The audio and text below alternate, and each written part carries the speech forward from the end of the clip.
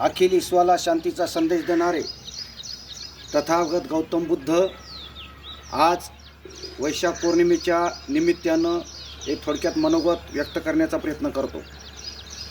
आज पुण्यपर्वकाळ वैशाख पौर्णिमा एक महान पर्वकाळांचा दिवस आहे। राजा शुद्धोधन आणि आई माया या दाम्पत्याच्या पोटी सिद्धार्थ महात्मा गौतम बुद्ध यांचा जन्म झाला आणि सिद्धार्थ गौतम बुद्धांनी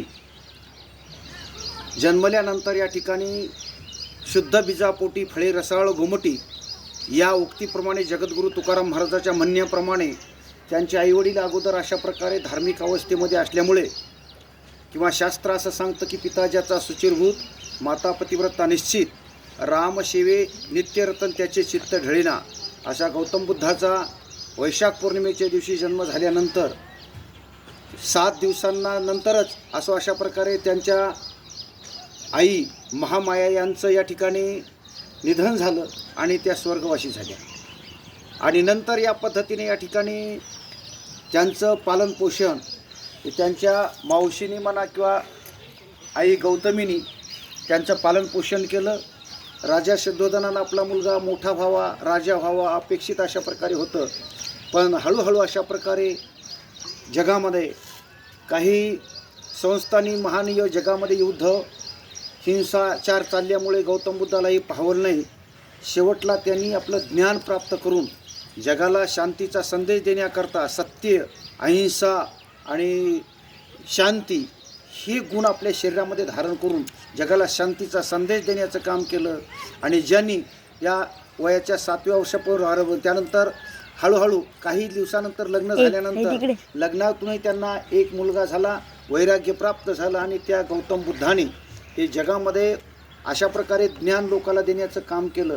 अशा गौतम बुद्धांचा जन्म वैशाख पौर्णिमेच्या दिवशी होऊन यांचं निधनसुद्धा किंवा यांचं महापरिवार निर्वाणसुद्धा याच दिवशी झालं। म्हणून या ठिकाणी आज वैशाख पौर्णिमेला अतिशय महत्त्व आहे।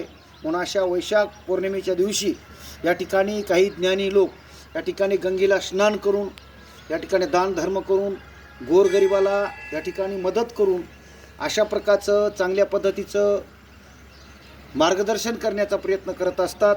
आणि नेपाळमध्ये किंवा अनेक बौद्धगयाच्या ठिकाणी त्या ठिकाणी गौतम बुद्धांनी उपासना केली म्हणून बौद्धगयाला सुद्धा खूप मोठं महत्त्व आहे।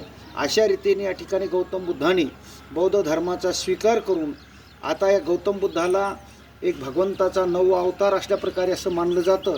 अशा त्या गौतम बुद्धांच्या चरणी बौद्ध पौर्णिमेच्या निमित्तानं चरणी अशा प्रकारे 2 हस्तक आणि 3रं मस्तक ठेवून अशा प्रकारे आम्हाला काही याचं ज्ञान नव्हतं, पण आमच्या गावचे शिक्षक रणवीर BM सर यांनी सुद्धा या ठिकाणी गौतम बुद्धाविषयीची आम्हाला थोडी माहिती दिली।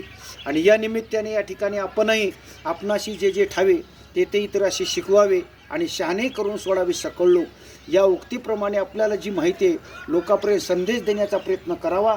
अशा प्रकारे जगामध्ये या ठिकाणी मोठे धर्म आहेत, हिंदू, मुस्लिम, बौद्ध, ख्रिश्चन अनेक प्रकारचे धर्म आहेत, पण मुख्य धर्म हे मानल्या जातात। त्यापैकी बौद्ध धर्म हा मुख्य मानला जाणारा अशा या बौद्ध पौर्णिमेच्या निमित्तानं या ठिकाणी गौतम बुद्धांनी जगाला शांतीचा संदेश देऊन या ठिकाणी सुखरूप आणि चांगल्या पद्धतीचं ज्ञान प्रदर्शन केलं।